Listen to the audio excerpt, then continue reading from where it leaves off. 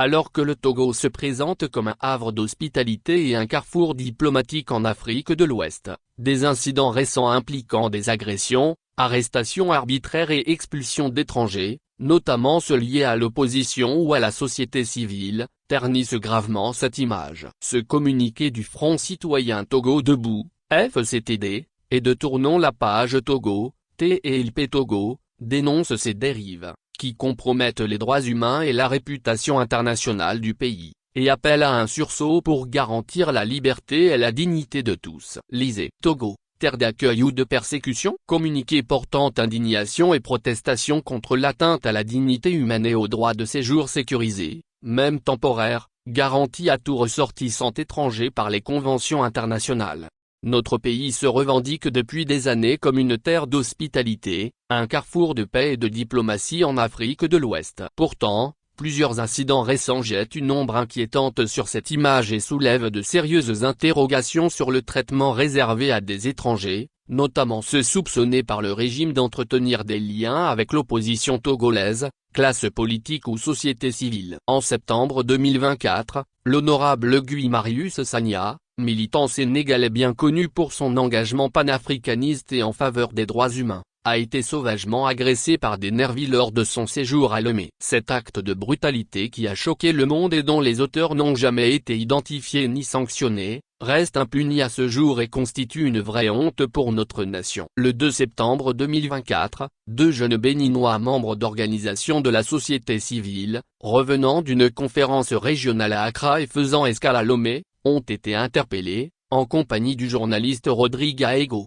membre du Front citoyen Togo debout, FCTD, et de Tournons la page Togo, TELP Togo. Ils ont été menottés et embarqués à bord d'une voiture d'immatriculation nigériane. Conduits dans les locaux du groupement de la gendarmerie à Djidjolé, ils ont été interrogés, leurs empreintes digitales relevées et des photos de chacun d'eux ont été prises dans plusieurs positions, comme s'ils étaient des criminels. À la fin, on leur annonça qu'il s'agissait d'un simple contrôle administratif. Cette arrestation arbitraire, suivie d'un interrogatoire musclé, a choqué la communauté régionale des droits humains. En avril 2025, une militante togolaise des droits humains, naturalisée américaine, est en visite à Lomé. Ses camarades du FCTD l'invitent à un déjeuner au lac Togo. Ils remarquent un individu suspect rôdant autour du groupe et manifestement en train de prendre des photos avec son portable. Il sera interpellé et confondu comme étant en train de suivre la militante. Cette dernière a menacé de le filmer et de transmettre les images au département d'État américain. Il n'en fallait pas plus pour qu'il démarre sa moto en trombe pour se perdre dans les ruelles de Kpessi. Plus récemment,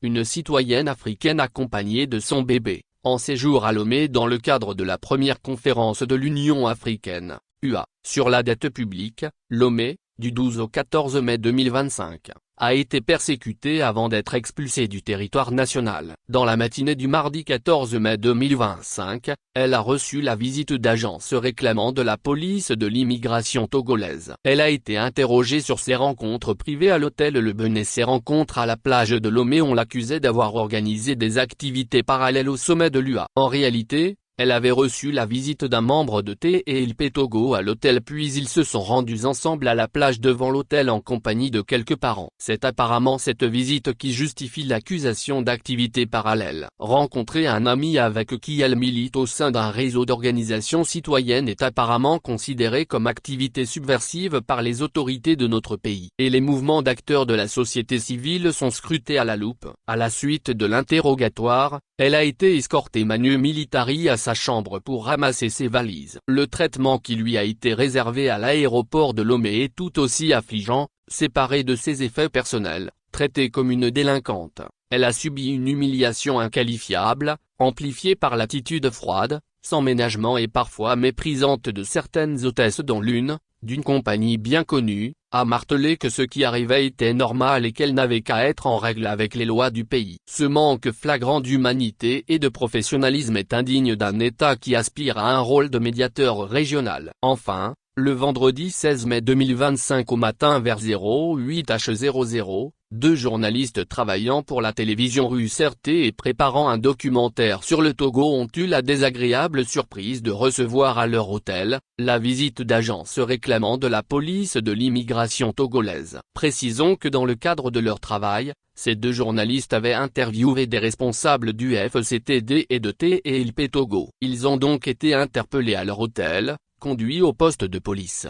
interrogés sur leurs activités durant des heures avant d'être expulsés vers le Bénin. Bizarrement, comme dans le cas de la citoyenne africaine expulsée, les passeports n'ont pas été cachetés à leur sortie par le service d'immigration.